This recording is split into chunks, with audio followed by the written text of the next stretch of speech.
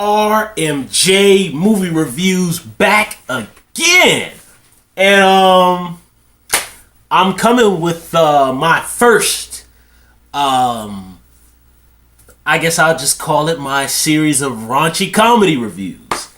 And I actually happen to be because this thing over here and all this VHS and movie collection and me being a film geek and all that, it's kind of just, in the words of a YouTuber who I love, Pizzao, my collection is kind of taking me over.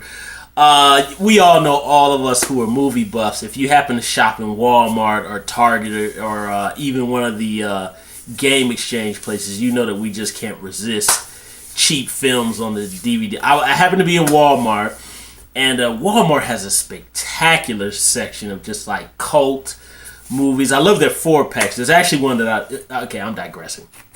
Let me get to what movie I'm going to review. I was in Walmart the other day, and I saw this movie was $5. I couldn't resist it. And I have seen this film, and it's from the 80s. A lot of you might remember this film. A film called Stakeout, starring Mr. Richard Dryfeuss and Mr. Emilio Estevez, is how they say it, but I call him Emilio Estevez. Who is the son of Martin Sheen, whose real name, I believe, is Ramon. I think his real name is Ramon Estevez. But Martin Sheen's real name is, well, I know his real last name is Estevez. I don't know what his real first, I think his real first name is Ramon. I could be wrong. And his brother is Charlie Sheen, who is really Carlos Estevez as well. So, go figure. They have Hispanic in their blood. What I love about, I really wish they would get back to these old school movie covers like this. I really love it. I believe this is like the original artwork, and they just don't have this kind of cool artwork anymore. But I had seen Stakeout. I had always heard of the film, and back in the 80s, I had heard of the film. I didn't actually see Stakeout, the first one, probably until I was maybe 12. So this is like maybe 1993 or 1994 when I finally saw the film. But I had only known the film because, obviously, around that time, Emilio Estevez, I was very aware of. I knew who Richard Dryfeuss was. I had seen him. Actually, I had seen him in Jaws, but I didn't realize, because I was a little kid, I didn't realize it was the same person because he had aged so much between Jaws, the first one, and then by the time he did Stakeout, which I think was like 10 or 9 years or something like that. I don't know. But either way, I did like the film when I actually, matter of fact, I saw Stakeout 1 around the time Another Stakeout had come out, the second film. And, I liked the film. I really did like it, but I had only believed I had seen it once since I was at that time, and I hadn't seen the movie since then, because they don't really air either movie that much on TV, but they air Another Stakeout more than they air the original Stakeout, at least on regular channels. But upon rewatching it again, this movie is just so much fun. I really enjoy it. I mean, Richard Dryfeuss, kind of digressing a little bit, regardless of kind of negative things that I've heard about him, that maybe he's kind of pompous and a jerk. And not my words, just things that I've kind of seen on the internet from people who've met him and who've worked with him on movies. Regardless, that man is just a hell of a brilliant actor. I think Richard Dryfeuss is just brilliant. I love all of his work, except for what was that horrible movie, Poseidon, which is a remake of Poseidon Adventure. That movie was horrible. But aside from that, which I understand he was getting a check probably when he did that. But Richard Dryfeuss is a spectacular actor, fantastic comedian. His comedic timing and his manic energy is just, it's just so much fun to watch. It's fun to watch him just be like kind of, I was, just that stuff that Richard Dryfeuss isms that he has. He's great. Stakeout basically is Richard Dryfeuss is a cop, Emilio Estevez is his partner, and the very tough and gritty Aiden Quinn has escaped from prison. He wants to go back to gets some money that he stuffed in his ex-girlfriend's couch, who is played by the beautiful Madeline Stowe from Unlawful Entry fame and Revenge, another cult movie directed by Tony Scott and starring Kevin Costner. And pretty much Richard Dryfeuss and Emilio Estevez has to stake her out because they think that Aidan Quinn might be going back to his old girlfriend. He's writing her all these crazy letters and, you know, stuff that probably psycho ex-cons like Aidan Quinn's character would do. So they stake out her house to see if Aidan Quinn, the ex-convict, is going to show up.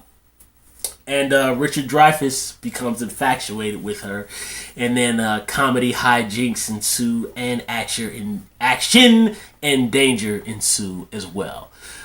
It's just a fun movie. It's directed by John Badham, I think is his name. He actually directed the second film too, but he also directed Bird on a Wire.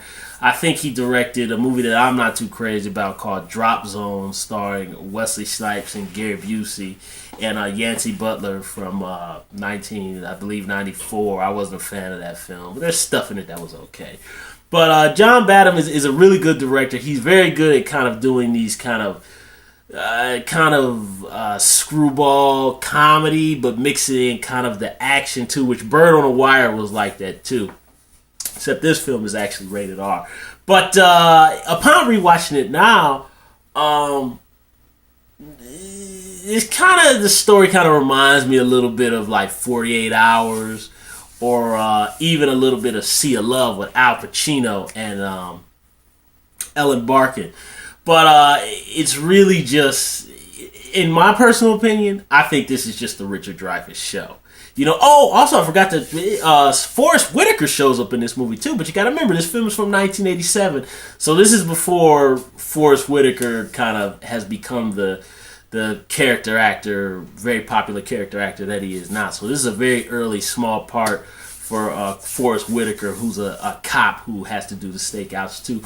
But this is really through and through the Richard Dreyfuss show. Just like I said, his Richard Dreyfussisms and his manic energy and the oh my God, do you know what time it is? You're just so funny. You know, Richard Dreyfuss does. He kind of does.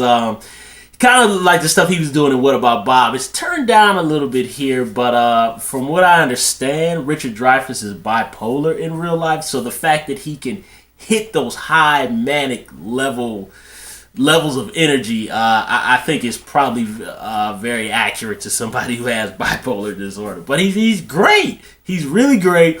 And also, as you can see on the cover, they've got a woman's foot on here. And this is kind of very kind of indicative of the movie, because the movie the comedy bits in the movie are kind of like that, really something that you would see from the 80s with that kind of very juvenile, Porky's, Revenge of the Nerd style humor, you know, with boys peeking in on girls and all that kind of stuff. And that's kind of really the hook of the movie, is that, you know, they're kind of, Emilio Estevez and Richard Dreyfuss are kind of being voyeuristic and watching Madeline, because Madeline Stowe is beautiful. That is a gorgeous woman. She's still fine now.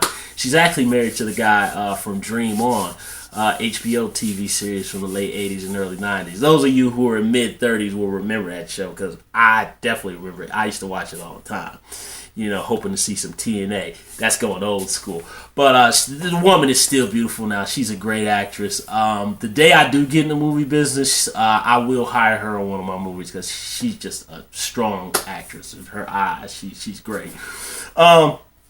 But the movie kind of revolves around kind of that voyeuristic boy, the fantasy of a boy to peek in and see the girl naked and be able to follow her around and all that kind of stuff. But the thing about it is, you know, this is coming from, you know, a man who's, I believe Richard Dreyfuss, I think, was maybe in his early 40s when he did this film. He might have been in his early 40s or mid 40s, but Richard Dreyfuss was an older man. middle-aged man when he made this film, I think. And Emilio Estevez is a much younger guy here. I think Emilio Estevez might have been mid or late 20s when he did. He might have been mid 20s maybe when he made this film. I know Emilio Estevez is older than Charlie Sheen, but it's just kind of funny to see these grown. Well, not so much for Emilio Estevez because it's about his speed for his age, but it's kind of funny to see a man Richard Dreyfuss's age kind of gawking after this woman and hiding under the bed and, you know, looking at panties and bras, which I don't think he does that in the movie. But, you know, that type of stuff is the hook. But he kind of falls in love with her. So it's kind of similar to See in Love, except this movie's kind of comedy in action. And that film was melodrama and detective movie. But it has the same thing of him kind of playing the duality of he's being unprofessional because he's actually pursuing this woman for his own personal pleasures because he actually likes her and he's infatuated with her, you know? So he's kind of trying to like investigate, be undercover, but also he's trying to dupe his superiors and his fellow cops because he's being unprofessional. Obviously he's not supposed to do this. His cover will get blown. You know, Emilio Estevez here is kind of really. This is just my opinion. I mean, I don't know. I'm only assuming that Emilio Estevez probably took this movie because he wanted to work with the guy who worked with Steven Spielberg, who was on Jaws, and probably worked with John Badham, if I said his name right, and a good director. Because Emilio Estevez really doesn't have much to do here, especially around this time in the mid-'80s when this film came out. You know, Emilio Estevez was hot, you know, and he really doesn't do much here, but you know, I've always been a gigantic Emilio Estevez fan. And I was always a fan of his brother, too, and his father. I think in retrospect now, looking at these older movies and comparing, I'm digressing here, who's the better actor between Emilio Estevez and Charlie Sheen? I think I'm more of an Emilio Estevez fan than Charlie Sheen. But I love Charlie, too. Because, you know, I'm Here for Drugs and Ferris Bueller's Day Off. You know, that's good stuff. But I think in retrospect, I like Emilio better as an actor than I do Charlie Sheen. But I love them both. But Emilio doesn't really have much to do here, but he kind of still has that boyish charm, and they put this ridiculous mustache on him to try to make him look older. But he still very much looked very boyish in this film. Doesn't have much to do, but when him and Richard Dreyfuss are together and kind of arguing and all that stuff, it works. They have very good chemistry. And like I said about Madeline Stowe, she's very strong. I looked at a retro review from Siskel and Ebert on this film. I disagree with the fact that they said Madeline Stowe is just kind of just a body with no personality like the naked chick they peek on. I disagree with that. Madeline Stowe there's a really good scene in this film that I love where Richard Dreyfuss is. I can't remember. I have to watch the film again. But I think this is him going outside the lines of his job, and he's kind of following Madeline Stowe. They run into each other at the grocery store. Long story short, he oversteps his bounds. They end up having dinner together, and they have an attraction, which those are the scenes in this film that I really love. That's how I can tell I'm getting older. Because I really love the tension, the sexual tension. Not even just the sexual tension, but just the romantic tension between Richard Dreyfuss and Madeline Stowe. I think what makes it more believable is the fact that Richard Dreyfuss, although, you know, Richard Dreyfuss is a handsome guy, you know, it's just the fact that Richard Dreyfuss really more looks like a regular guy. Now, if you would have put Emilio Estevez in that role, it would have been kind of movie-ish, you know, because Emilio Estevez was a guy in his 20s at that time. You know, but their romance is more believable because Richard Dreyfuss looks like a regular guy. You know what I mean? And Madeline Stowe is so beautiful, and that's kind of how it tends to be in real life. You know what I mean? So that scene, and then what I love about the scene too is how Madeline Stowe is giving tidbits about her character. She used to date a violent guy. She wants to be rescued. She's looking for a healthy relationship, a fulfilling relationship. Richard Dreyfuss unknowingly provides that to her, and that's where the attraction begins. And what I love is they play this old school Pointer Sisters song over it, which I didn't know was a Pointer Sisters song until I saw the credits on IMDb. and I looked it up. But I remember that song from Spaceballs when Mel Brooks was under the sheets with the two twins, you know, and it just is a cool, poppy, cheesy Pointer Sisters 80s song. I actually love the song. It's just awesome, and it kind of, you know, tells the story of what the scene is going. And I really love that scene because you're finding out a lot about her, you know, and you're finding out a lot about him. So it's a really good, and those are the scenes in the film I love. I love the comedy bits between Richard Dryfeuss and Emilio Estevez, and I love just the romantic relationship between Richard Dryfeuss and Madeline Stowe, because their relationship, although it's a 2-hour movie and it comes like that, it feels real. And you really get the feeling that they genuinely care for each other. And they carried that chemistry into the second film, even though Madeline Stowe was not really in that much of the second film, but it was definitely carried over. Aidan Quinn, he's always been a great actor. I haven't seen him much lately. I think he's probably still doing smaller stuff. I always thought he was a great actor. He's not, to me, very convincing here as a bad guy. I mean, James Remar from 48 Hours, the first one, is much more threatening and more convincing than Aidan Quinn. I think Aidan Quinn is just not convincing here. But it's an action comedy kind of movie, so, you know, you needed the bad guy, and, you know, he kind of says stuff like sucker and points guns at people and talks like 1980s bad guys talk. He's a pretty cheesy villain. But, like I said, the chemistry between Emilio Estevez and Richard Dryfeuss, and the chemistry between Dryfeuss and Madeline Stowe, and the comedy bits are more what I enjoy. The action stuff is well filmed and it's very well done, but it didn't really do anything for me. It was really more the comedy stuff and the romantic stuff that did it for me in this film. So Stakeout was a lot of fun. I really hadn't seen it in so long that it was almost like rewatching the movie again for the first time. So I was really pleasantly surprised. It's a movie from 1987. I'm not sure what the budget was, but it kind of has a very crude look to it, kind of dingy look. But you just can't beat the actors that are in this film, and the comedy bits.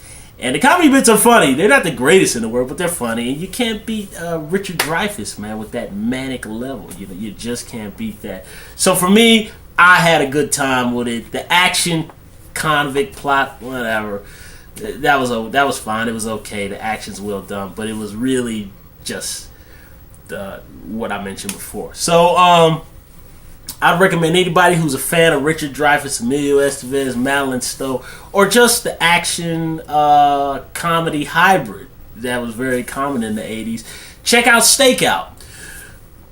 Thumbs up the video. Subscribe to the channel.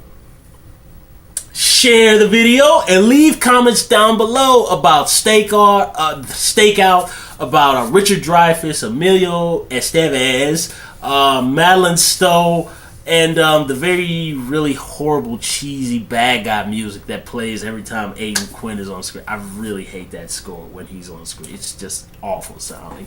And that really cool Pointer Sister song.